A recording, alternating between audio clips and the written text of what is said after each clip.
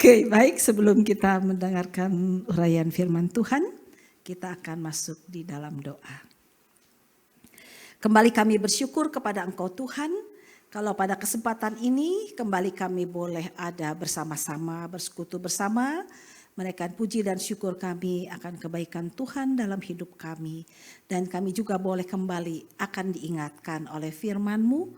Biarlah kiranya firman-Mu ini juga boleh menjadi penuntun di dalam kehidupan kami. Kami mau serahkan waktu ini ke dalam tangan Tuhan. Kiranya Roh Kudus-Mu menolong kami. Sehingga kami boleh memahami dan mengerti apa maksud Tuhan bagi kami dalam kehidupan kami. Kami mau serahkan waktu ini ke dalam tangan-Mu.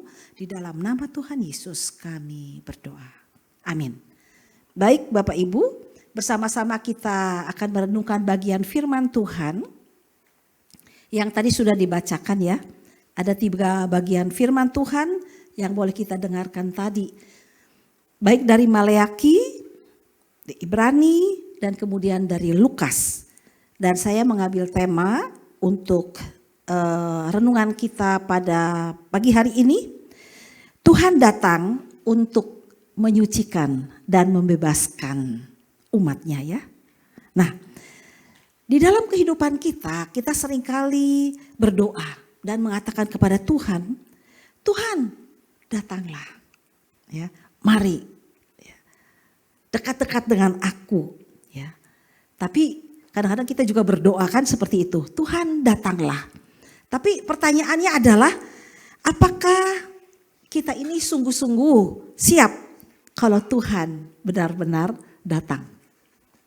Siap enggak? Karena kita berdoa, Tuhan datanglah. Ya, kadang kita hanya mungkin sekedar mengucapkan, tapi betulkah bahwa kita siap kalau Tuhan datang? Nah, Tuhan datang itu memang nanti dikatakan dalam Alkitab ya, bahwa nanti Tuhan akan datang kembali untuk kedua kalinya. Tapi sebelum kedatangan Tuhan yang kedua kali, ya tentunya kita juga mengharapkan Tuhan datang dalam kehidupan kita saat ini juga kan, ya. Maksudnya adalah untuk hadir di dalam kehidupan kita. Ya. Nah, mungkin kalau untuk datang yang kedua kali kadang-kadang kita mikir-mikir, aduh gimana ya. Aku membayangkan rasanya ngeri mungkin nanti Tuhan datang yang kedua kali.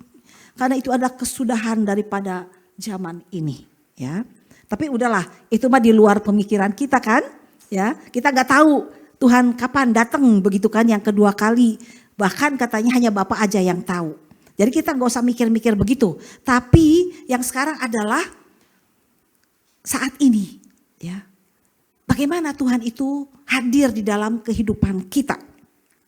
Nah, di sini kita melihat bahwa kalau firman Tuhan ini datang, ya, Tuhan mengatakan Tuhan akan datang dalam firman Tuhan ini. Tuhan itu sebetulnya datang dalam kehidupan kita, dalam dunia ini bukan hanya untuk menghibur kita. Ya. Bukan hanya datang untuk menghibur, menguatkan, dan kemudian menyayang-nyayang kita. Udah jelas sih memang sayangnya kan, kasihnya udah jelas. Dengan pembuktian dia, dengan kematian dia di kayu salib. Tapi sebetulnya ketika kita berdoa Tuhan datanglah, maksudnya adalah kehadiran Allah dalam hidup kita. Itu juga adalah apa? Untuk menyucikan dan membebaskan kita. Wah ini luar biasa ya. Tuhan itu luar biasa kalau menurut saya. Dia mampu dengan kedatangannya itu adalah bukan hanya menyelamatkan tapi menyucikan dan membebaskan kita. Nah ini kita lihat penyucian dan pembebasan sebetulnya kalau kita pikir-pikir seringkali tidak mengenakan kita loh. Ya, membuat kita tidak nyaman ya. Penyucian, pembebasan dari apa? Penyucian dari apa? Dari semua akibat dosa yang ada di dalam kehidupan kita. Ya, dipangkas sama Tuhan. Ya. Dan tujuannya apa? Untuk membebaskan kita. Supaya kita sebagai anak-anak Tuhan bisa mengalami kebebasan dalam kehidupan kita. Nah di sini kita lihat di dalam Maleaki ya. Dikatakan bahwa Tuhan yang datang itu adalah sebagai pemurni. Ya. Di sini Nabi Maleaki berbicara kepada umat yang pada waktu itu memang rajin beribadah. Tapi sebetulnya hidupnya itu bermasalah. Ya, punya masalah. Mereka membawa persembahan, ya, datang ke bait Allah. Mereka memanggil nama Tuhan.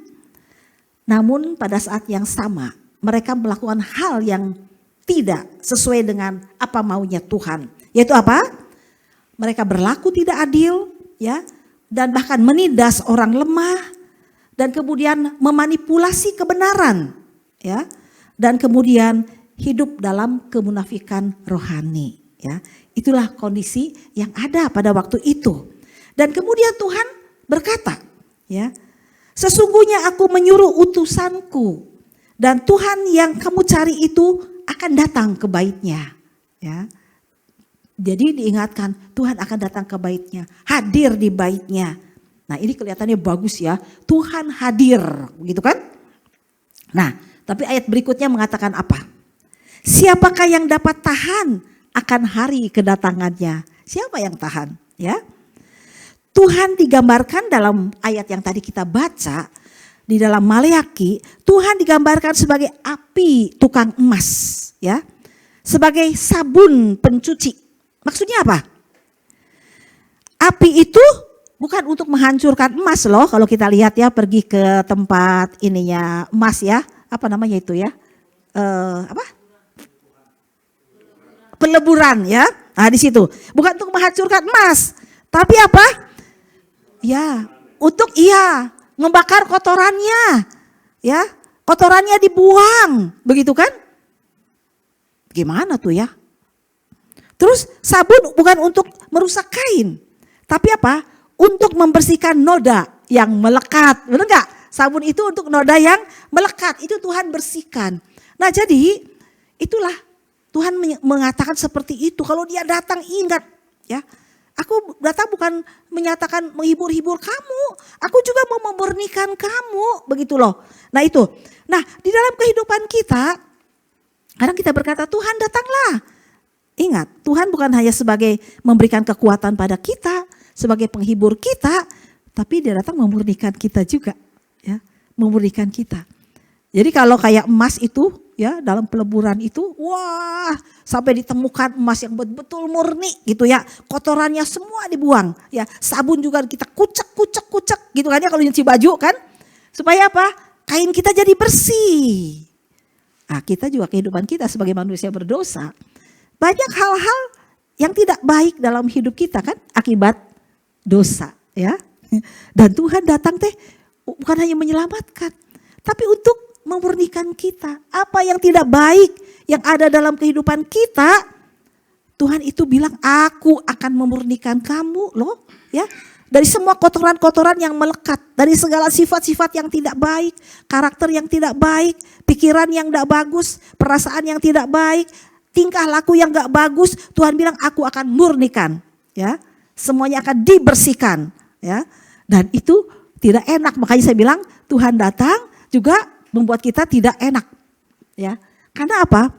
Kalau Tuhan melakukan itu, Dia akan menggosok-gosok kita, gitu kan ya, dengan berbagai caranya. Tuhan punya caranya sendiri lah ya.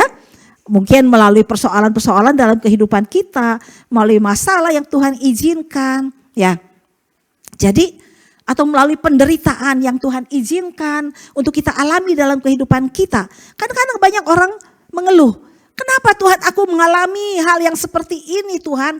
Ya, Tuhan izinkan masalah persoalan yang tidak enak dalam hidupku. Ya, kadang-kadang kalau saya membimbing, saya bilang, iya, kalau secara manusia itu tidak enak. Kadang-kadang membuat hati itu terluka, ya, dan menyakitkan gitu kan ya yang kita terima. Tapi sebetulnya saya katakan, kalau kita melihat kacamata Tuhan, kalau kamu tahu bahwa kamu adalah anak Tuhan, Tuhan bisa memakai semua situasi, keadaan yang tidak menyenangkan itu untuk apa? Memurnikan kamu, ya. Selama ini kamu mungkin punya pikiran yang tidak baik, yang negatif, pikirnya negatif terus. Nah sekarang justru Tuhan mau membalikan kamu di tengah situasi yang sulit buat kamu dan membuat kamu tidak sanggup untuk menghadapi semua ini. Sekarang kamu mau arahkan kemana? Apa pikiranmu terus kepada hal yang menyakitkan itu? Atau kamu berpikir naik kepada Tuhan dan melihat Nah, ketika kamu belajar melatih diri untuk melihat kepada Tuhan, kamu akan melihat bagaimana Tuhan menolong kamu. Itulah, ya. Jadi banyak hal yang Tuhan izinkan, tapi tujuan Tuhan itu adalah untuk memurnikan, ya. Dan kemudian kita lihat juga di bagian Lukas, ya. Tuhan bilang Tuhan akan datang. Nah, kalau kita lihat ya, bagaimana cara Tuhan datang, ya. Tuhan datang itu ya, kadang-kadang kita berpikir, wah dia itu akan datang kayak seperti seorang yang menakutkan gitu kan ya, kalau memang dia ingin memurnikan kita gitu ya. Tapi Tuhan datang dalam kerendahan, dikatakan dalam Lukas tadi ya. Jadi Lukas memberikan kita satu yang sepertinya itu kok di Maleakhi seperti ini ya. Digambarkan Tuhan itu sebagai pemurni yang seolah-olah kayak kejam gitu kan ya. Tapi dalam Lukas kita melihat sesuatu yang lain. Di situ digambarkan bahwa Tuhan akan datang di dalam kerendahan, ya. Jadi Tuhan datang untuk memurnikan bait Allah. Kita mungkin membayangkan bahwa terjadi sesuatu yang dahsyat, gemuruh yang luar biasa ya, kuasa yang besar gitu ya, dan tanda-tanda surgawi akan yang membuat kita jadi shock gitu kan ya. Nah itu, tapi ternyata apa? Yang datang ke bait Allah itu adalah seorang bayi ya. Seorang bayi yang itu sedang digendong oleh orang tuanya yang sederhana ya. Di mana kita lihat bahwa orang tuanya sangat sederhana, bisa dibilang miskin ya. Karena korban yang dipersembahkannya itu adalah apa? Hanya sepasang burung tekukur ya. Itu ya. Jadi sepertinya nggak ada yang megah, sorak-sorai dan sebagainya. Lalu tidak ada dibuat panggung penyambutan begitu ya. Nah, tapi di sini kita lihat, di situ ada Simeon ya. Simeon melihat sesuatu yang tidak dilihat oleh banyak orang. Dia katakan apa? Mataku telah melihat keselamatanmu. Ya, dia bisa melihat karena dia orang yang memang menantikan ya, menantikan Tuhan datang ya, sehingga dia tahu bahwa walaupun dia sosok bayi begitu, itu adalah apa? Itulah yang dijanjikan oleh Tuhan ya. Hana juga sama ya, dia menyaksikan dengan setia ya. Tuhan itu akan datang dan siapa dia itu. Nah, ini kita lihat, kalau kita lihat ya dalam kehidupan kita, ini masih sangat relevan loh dalam hidup kita ya. Kadang-kadang kita berpikir bahwa kalau Tuhan datang dia akan menolong kita, dan kemudian dia datang itu dalam hal yang memang mujizat yang luar biasa, hal yang spektakuler gitu kan ya. Tapi sebetulnya enggak ya. Tuhan datang itu dalam hal yang kecil ya, yang sepertinya sederhana ya. Dalam hal yang kecil, dalam kesederhanaan hidup ya. Kita kan terbiasa nih ya, apalagi gereja di kota dengan event yang luar biasa, yang megah ya, program yang luar biasa, perayaan-perayaan yang luar biasa gitu ya, gereja yang ramai sekali gitu kan ya. Tapi lihat, kalau kita lihat Tuhan ya, Tuhan itu sering bekerja di dalam apa? Kesetiaan dalam keluarga ya, dalam kehidupan keluarga, dalam kejujuran pekerjaan ya, dalam doa yang sepertinya hening, sunyi, sendiri ya, dan kemudian dalam kesabaran menghadapi hidup ya. Jadi di sini kita lihat Yesus datang untuk menghadirkan keselamatan yang nyata dalam kesederhanaan.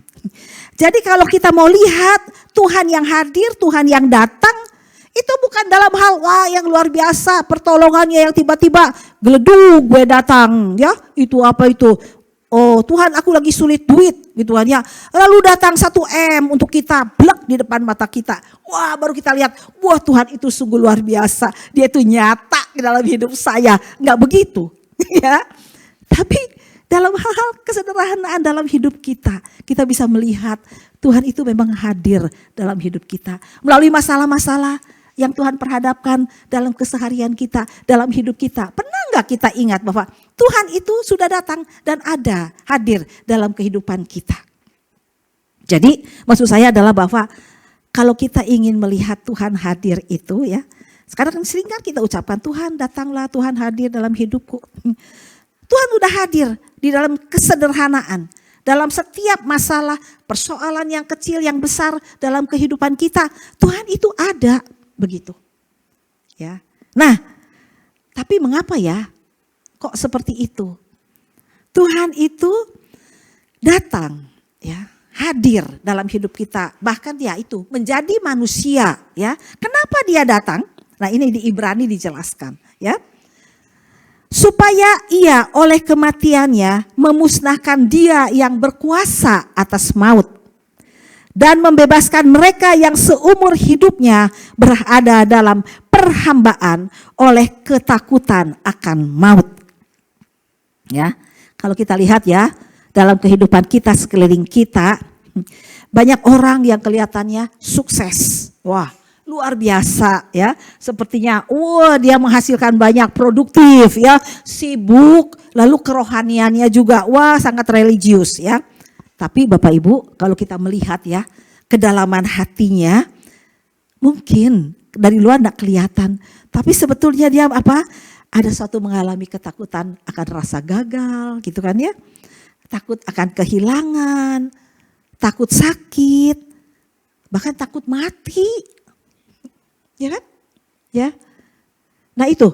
Jadi kita lihat di dalam dan di luar kadang-kadang tidak sama, ya. Saya nggak tahu deh. Kita di sini semua kelihatannya baik-baik saja, ya. Oke lah ya. Tapi dalam hati kita mungkin penuh dengan kekhawatiran, penuh dengan ketakutan dalam hidup ini, ya. Dan kadang-kadang kita cemas. Mau bagaimana dengan kondisi sekarang, masa depan saya, hidup saya akan jadi bagaimana, gitu kan ya. Kayak saya udah tambah tua. Saya mikir memang saya udah punya anak, udah besar, bahkan sudah punya anak lagi. Tapi sebagai orang tua kadang-kadang mikir nih, aduh anak-anak saya nanti gimana? Saya tidak ada selamanya bersama dengan mereka, nggak mendampingi mereka. Lalu setelah saya nggak ada, gimana ya hidup mereka ya? Kadang mikir gitu ya. Pak Yopi suka ingatkan, udah jangan mikir-mikir begitu. Buktinya nenek moyang kita nggak mikirin kita, tapi kita bisa tetap hidup. Gitu kan? Saya pikir juga, oh iya juga ya. Kadang-kadang tuh ada gitu seperti itu ya.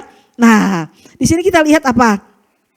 Sebetulnya Kristus datang bukan hanya untuk membersihkan perilaku yang dari luar, ya, tetapi membebaskan manusia dari ketakutan yang terdalamnya, ya, terutama takut akan mati. Kadang-kadang kita anak muda kan berjuang keras. Untuk apa? Maju, ya, untuk bisa dikatakan berhasil oleh dunia ini. Ukuran dunia ini manusia berhasil adalah ketika dia apa? Memiliki segalanya dengan ukuran dunia. Duit banyak, harta banyak, baru bilanglah itu dia itu berhasil, ya. Tapi sebetulnya di mata Tuhan keberhasilan itu bukan begitu, ya. Kenapa?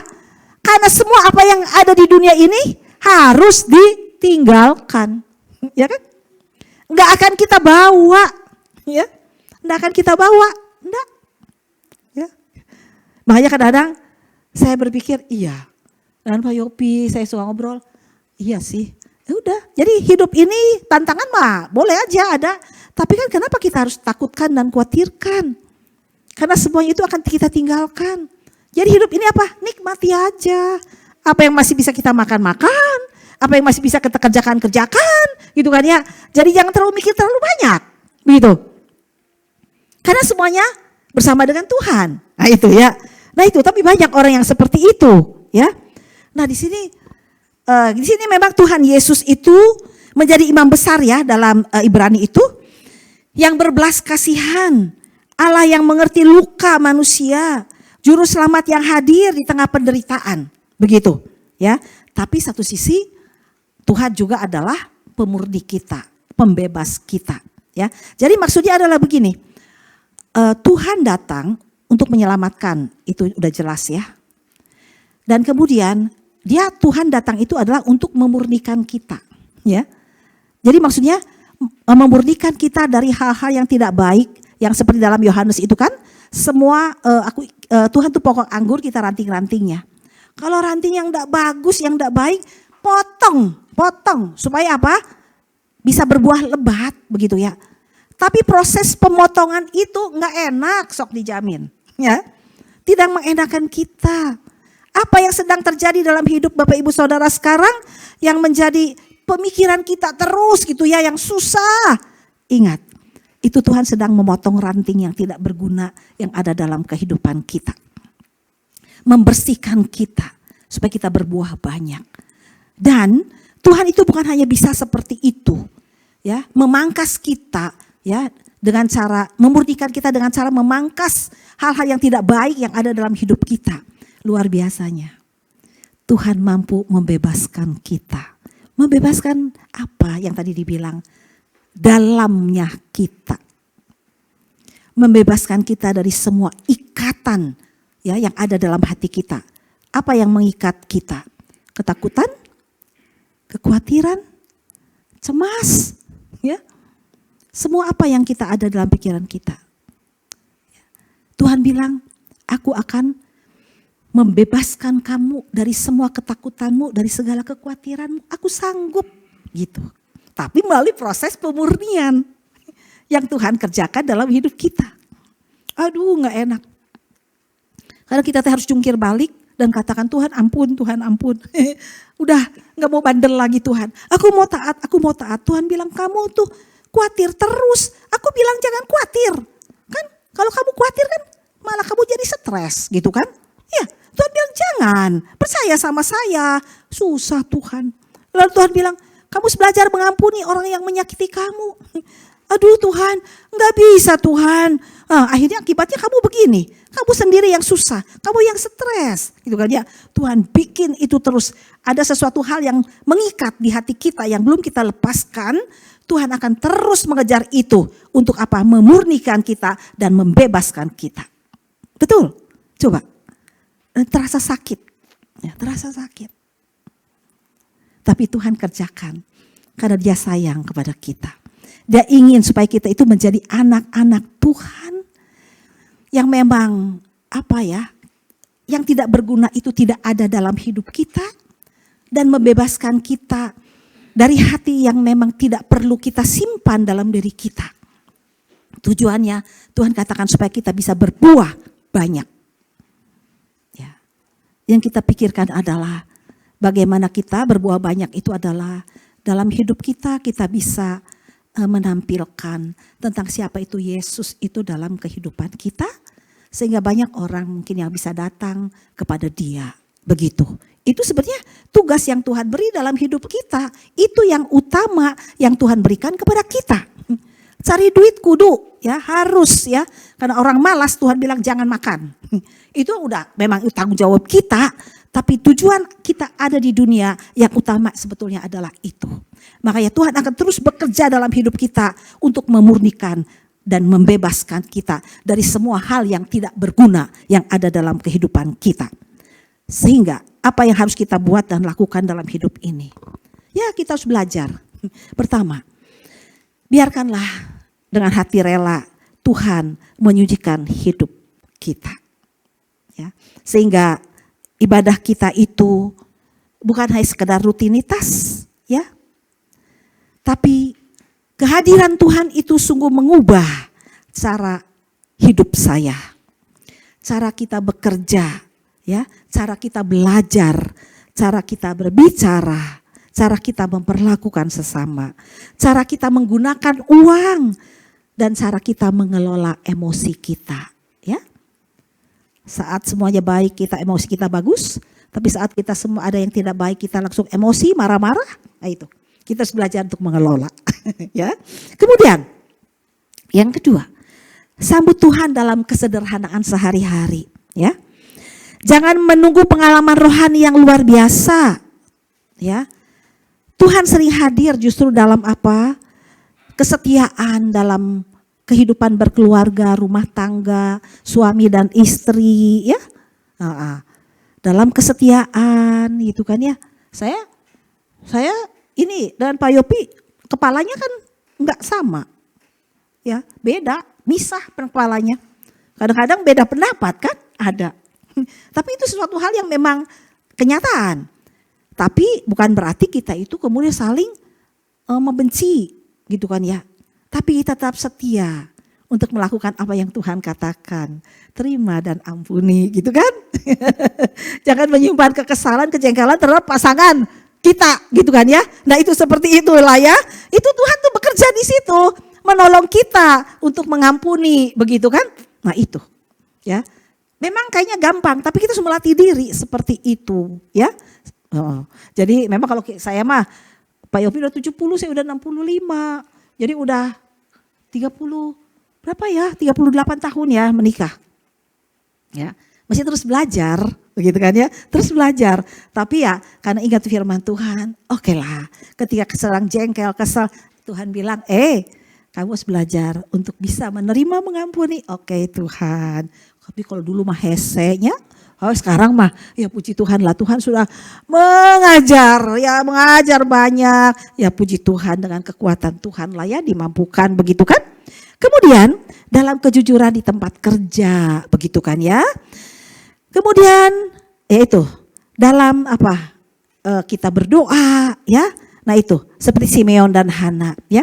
Mereka menanti Tuhan dengan setia.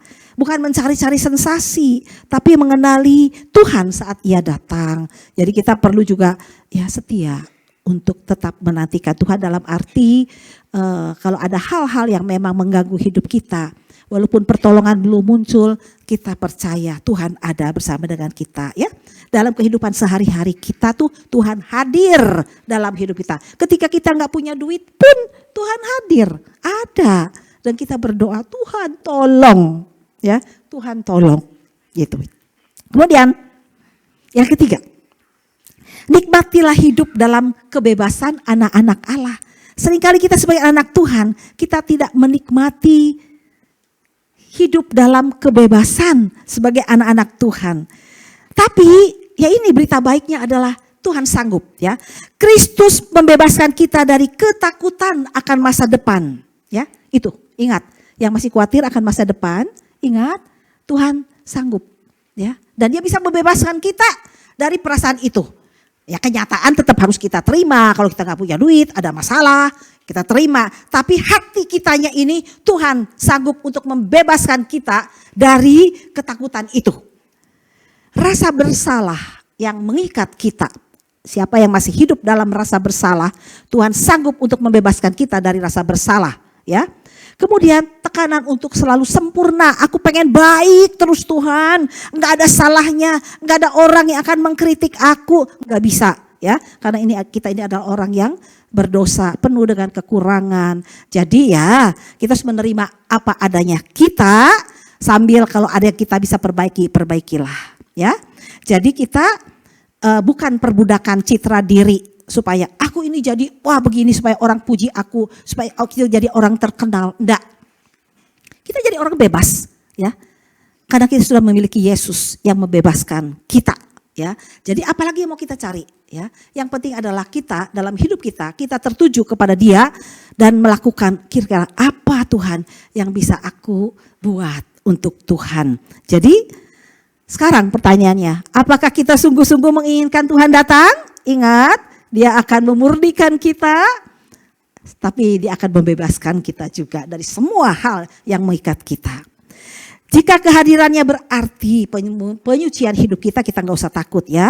Karena kabar baiknya adalah Tuhan datang memang tidak untuk menghukum, tapi sebetulnya untuk menyelamatkan, untuk menyucikan yang kotor, untuk membebaskan yang terikat, untuk memulihkan yang sedang lelah. Hebat ya, luar biasa Tuhan. Semoga ini boleh mengingatkan kita supaya kita itu tetap mengingat Tuhan sudah hadir dalam hidup kita. Dan biarlah kita senantiasa terarah kepada Dia.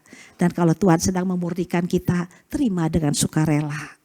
Karena Dia ingin membebaskan kita dan memulihkan kita supaya kita bisa menikmati hidup sebagai anak-anak Tuhan yang sungguh sudah dibebaskan oleh Dia. Amin. Mari kita berdoa. Tuhan, kami sungguh bersyukur karena firman-Mu boleh mengingatkan kami akan siapa Engkau. Tuhan Yesus tolong supaya hamba-Mu kami semua sungguh boleh menikmati kehadiran Tuhan itu dengan sukacita. Walaupun kadang-kadang kami harus mengalami hal-hal yang mungkin menurut kami itu sakit, tapi kami tahu bahwa itu adalah semua proses yang Tuhan berikan kepada kami. Biarlah berikan kepada kami hati yang mau taat dan rela untuk terus berjalan di dalam tuntunan Engkau Bapa. Di dalam nama Tuhan Yesus kami berdoa. Amin.